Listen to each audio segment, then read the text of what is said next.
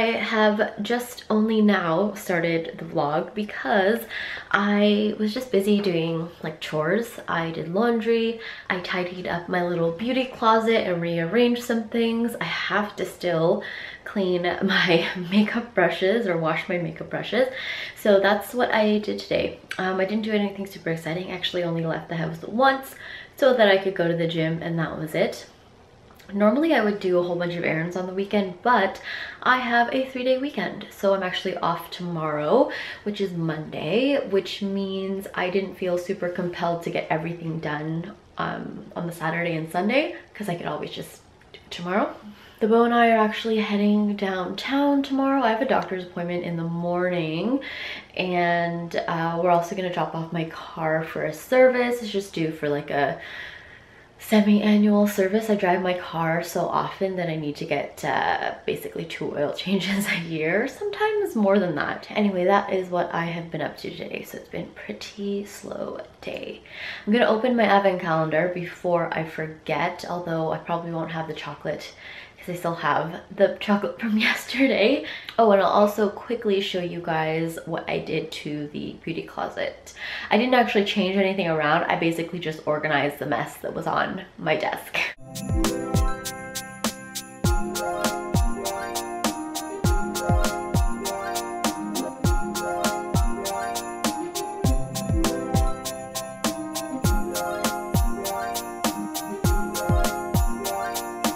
Still not an ideal system, but in this Mejuri drawer set, I have primers and correctors and illuminizers.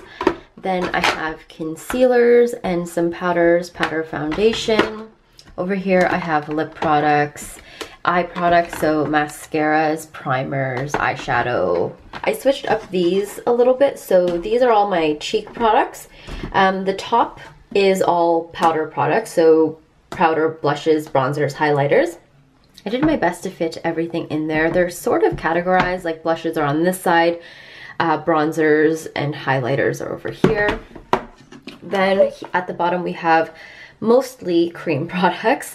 I did have to put the NARS Banque de Sable palette down here, and also the coconut bronzer from Marc Jacobs because they wouldn't fit over here.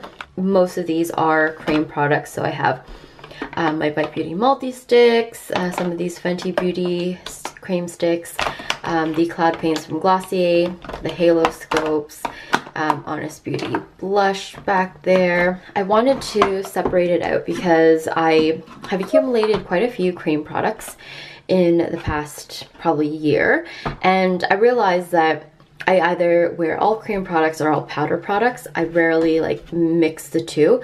So it's good to have like the full face of powders up here and full face of cream products down here, because depending on the look, it's just a bit easier to navigate through. Then over here I have eye palettes, some powder foundations, face palettes, and depotted palettes, and then all of my tinted moisturizers, foundations, cushions, that kind of stuff. I have a whole bunch of makeup brushes to wash because I haven't done it in a couple weeks. So while I do that, I thought I would multitask and do a mask. So I'm going to use this Drunk Elephant TLC Sukari Baby Facial. And I've used this once before and I noticed zero difference in my skin. I don't know if I maybe didn't use enough product.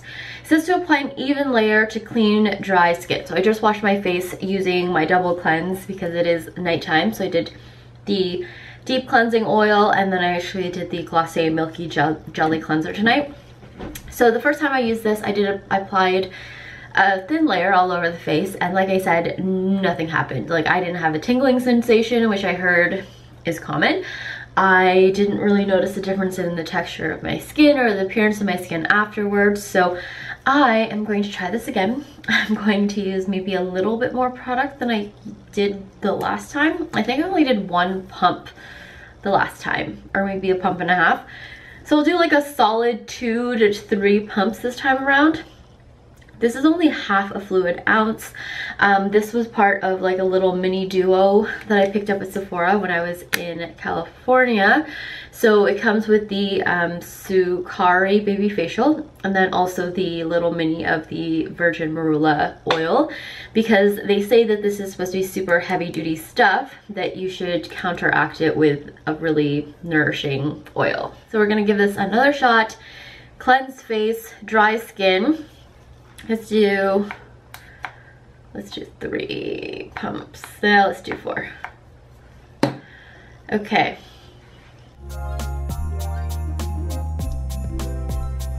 I'm gonna do another pump. Okay, so now we wait. Supposed to wait 20 minutes. So far, again, I'm not feeling anything, but we'll see. I'll see you in 20 minutes.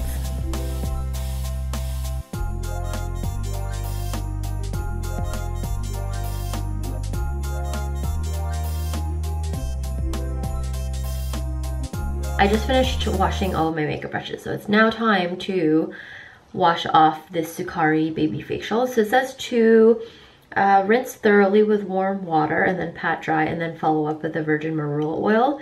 So let's see if there's any difference in my skin after I rinse this off.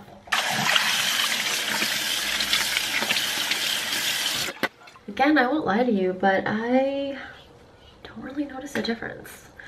I'm going to put on some of this marula oil and then we'll call it a night. Actually, I'll probably put eye cream on.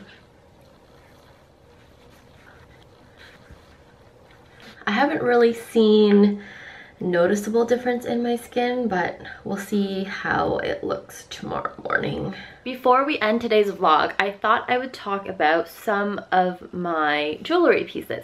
I get tons of questions about it. Over the last probably, I don't know, 3 or 4 years, I've gotten questions about some of the necklaces that I wear, or the rings, or the earrings. So I thought I would touch on the pieces that I usually rotate through pretty frequently. The reason it has taken so long to talk about this is just because for most of the items that I'm about to show you, I can't just say, you know, go to this store on this street in this city and that's where you'll find it, because some of these pieces were custom made. Some of them were handed down to me from like my mom or my grandma. So some of these pieces I might be able to find or link something similar, but it might not necessarily be like the exact piece. So let's start with where I like to buy jewelry pieces. I personally am not a fan of, I guess, gold fill or plated items. I prefer a solid gold or a platinum piece of jewelry, just because if it's plated, it tends to fade over time. I do still buy those pieces, I won't lie to you, because sometimes like the design is really great or the piece is super unique, but if I had a preference between those gold plated items and like solid gold items, I would for sure pick the solid gold. I just feel like they have a little bit more longevity throughout the years. There was actually a time in my life where I was really hooked by not necessarily costume jewelry, because when I think costume jewelry, it is, you know, like the jewelry that you can pick up at Forever 21 or H&M, but I was really drawn into designer brands, but the quality just wasn't there for me, if that makes sense. So I have in my collection a couple of Jean Davidson rings, for example, and those are not like inexpensive. They're not the most expensive pieces that I've ever owned, but they're also not the least expensive.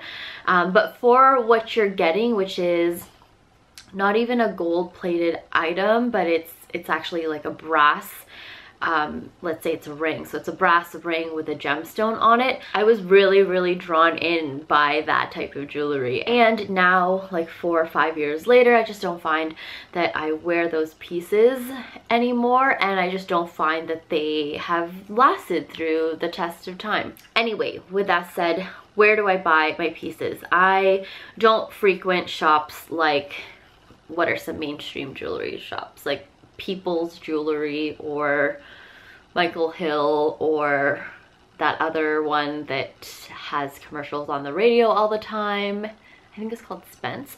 I don't usually go to places like that. I personally like going to like small boutique jewelry stores, whether it's like downtown or in Chinatown or even in small towns, just because I find that they're really unique and you know, the gold is really solid. I also really like to find pieces at Costco. Costco has a lot of different pieces.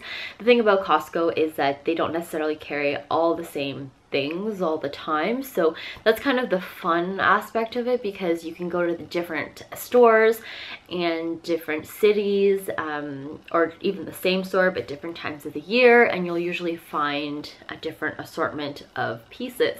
So I really like Costco for that, because one, they're good quality. They always come with a certificate, so even if you buy pearls there, for example, they come with certificates saying that they're genuine and they're certified, and they're also pretty reasonably priced. So I have bought pieces in store and also online without any issues. And then I also really love the Ring Concierge. I've only bought a couple of pieces from the Ring Concierge, one piece for myself and then a couple as gifts, but I find that the pieces there are great. They're reasonably priced. They always have some sort of promo going on too, like whether it's Black Friday or Boxing Day or Valentine's Day, they always usually have some sort of discounts. So if you want to wait for a little bit of a discount or savings on a purchase, you usually don't have to wait very long, but I love their pieces. So the Ring Concierge, their main, I guess, revenue stream is custom engagement rings or custom jewelry, and they have some really amazing stones. So if you are interested in getting something custom made, whether it's a tennis bracelet or earrings or a ring, that is a really great place to check out. Of course, if you're going for anything custom made, expect to pay some big bucks sometimes. Sorry, my battery died. What was I talking about? Oh, the Ring Concierge. So like I said, the Ring Concierge not only does custom jewelry, but they also have some really great designers and pieces on their website. And for the unique pieces and the quality that you get, I haven't been disappointed with anything that I've purchased, either for myself or as gifts from the Ring Concierge. She also has an amazing Instagram page, so if you are like a jewelry junkie and you're not subscribe to her Instagram, you should, because she posts amazing pieces and just ring combos. Let's move on to what I'm actually wearing right now. So I always get questions about my earrings. So my earrings are actually Akoya pearl earrings. I think they're cultured with a gold backing. So I don't remember what this size is. I feel like it's probably 6 to 7 millimeters. So they're not huge, but they just like fit really nicely on the ear. They're not heavy. Like I said, they are a 10 or a 14 karat gold backing. And this is from Costco. So really easy. It's still available today. I'll link it below if you are interested. It ranges in price from like $130 to as low as $99. So I don't know what it's priced at right now, but it kind of ranges within that. So you can find it usually in store. It's like one of their staple pieces, or also you can find it online. So like I said, I will link that. The necklace that I'm actually wearing right now is a South Sea pearl. This I got from a shop in Pacific Mall. So I don't remember exactly what the store name is. The store directly across from that pearl shop is a consignment store. So this pearl is pretty huge, and like I said, it is a South Sea pearl. So as you can see, it is a bit of a different color than the Akoya pearl. So this is an example of an Akoya pearl, and then that is the South Sea pearl.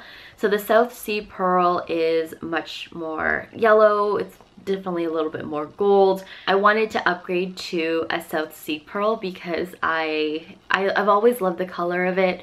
I feel like I probably should have sized down a little bit, but when I saw this size, I just kind of had to have it. So speaking of this necklace, so this is the one I typically wear all the time.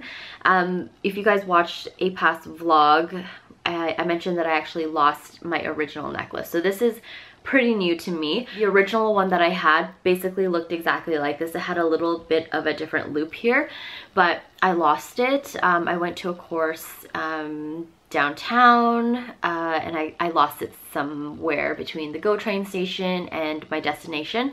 I was pretty devastated, I will not lie to you. I cried a little bit about it because my mom had given me that necklace. She had it for years and years and years before I was even born, so I was a little devastated that I lost it. But my mom actually had a new necklace made. So she had a couple extra earrings, like Akoya pearl earrings, and she actually turned one into a pendant for me. So she really did not have to do that because it was my own damn fault for losing my original necklace. But she knew I loved just like the style. And it's not necessarily, I think I mentioned in the video, but it's not necessarily about the necklace itself.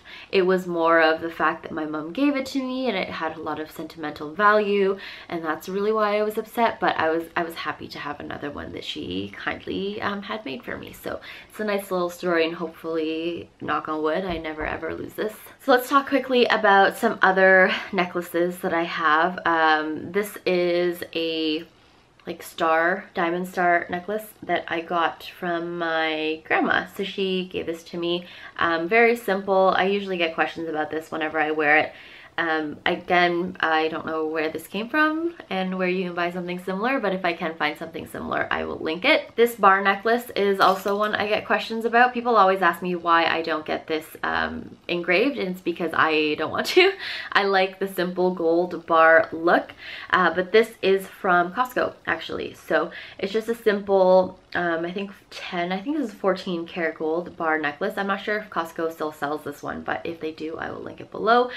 This is nothing unique. You can find a similar gold bar necklace pretty much anywhere, but this is, you know, really nice length. It usually hits me kind of like right about here, and like I said, it's solid gold. And no, I have no plans to engrave it. I like it plain the way it is. And then the last necklace I just wanted to chat about was this little heart and key pendant here. This one I get questions about a lot too, and this one actually my mom had, I wouldn't necessarily say she had it custom made, but she used to have a necklace with a whole bunch of keys on it. So these little keys, the keys spelt out the word I love you, and she kind of got tired of the necklace. Like, it is kind of a bulky necklace, because imagine it was like on a keychain with 8 of these little keys on it. So eventually she got tired of it, so she actually had the rest of the keys melted down, and she had it made into, I think, a wishbone,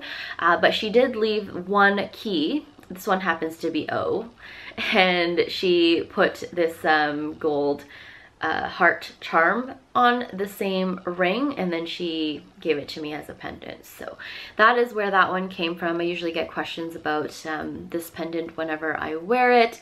So again, not from a store, but very cute, very dainty. This chain, in case you're wondering, is from Costco. I like to buy chains from Costco because chains are chains, and they happen to make really good, solid, quality gold ones. So let's talk about some bracelets. I go through phases where I love to wear lots of bracelets, and sometimes I don't wear bracelets ever. This is a gold bangle with like some arrows on the ends. This one was custom made. My mom had it custom made for me. I usually tell her like what I want, and then she goes and she has it custom made for me. This is another kind of bracelet with a bar on it, and this one is from Costco also. This was a gift from my mom, but I like this one. It's really simple, so I like the mechanism here so that it's really easy to put on with one hand, and just looks like that, very simple. This bracelet I always get questions about. The reason I haven't been wearing this lately is because this is one of those gold plated bracelets, and the reason I don't enjoy gold plated is because eventually the gold comes off, and then you're left with whatever is underneath. So whether it's a silver or it's a brass. So this one has to be replated. As you can maybe see, the gold has kind of rubbed off and it kind of looks a bit gray and dingy. But this bangle is from Santorini. So I bought it from a shop there. I couldn't even tell you which one, but I just love the look of it. I love the pearls.